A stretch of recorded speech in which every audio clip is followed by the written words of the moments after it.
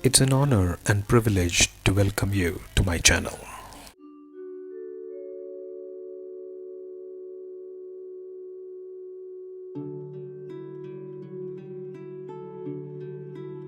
We are in section Virtue, chapter 4, the assertion of the strength of virtue, couplet 33. Ceaseless performance of being virtuous in all aspects of life, to whatever extent possible, is to be strived for.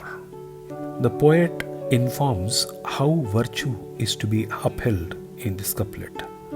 To lead a virtuous life, one should be aware of when, where, and how to be virtuous. Thirukkural helps us understand these aspects clearly in this Kural.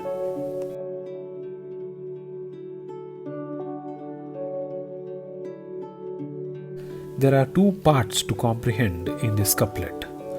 One is how to be virtuous, and second is when and where to be virtuous. There are three major types of influences that a human being can project on others. They are through action, speech, and mind, each a little subtle than the previous. Therefore, as per the Thirukkural, one can be virtuous in one or more of these ways, that is, by action, by speaking, or in mind. Virtuous actions can be performed by providing what is required to help one who is in need of either material or physical help.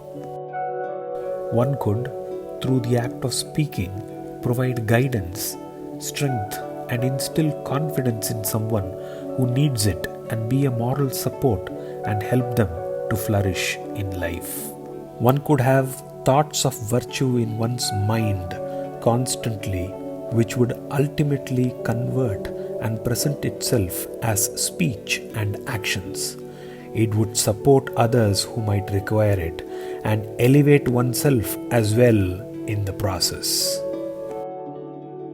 Virtue should be continuous and should not be selective and time-based is another important piece of information that is put forth in this couplet.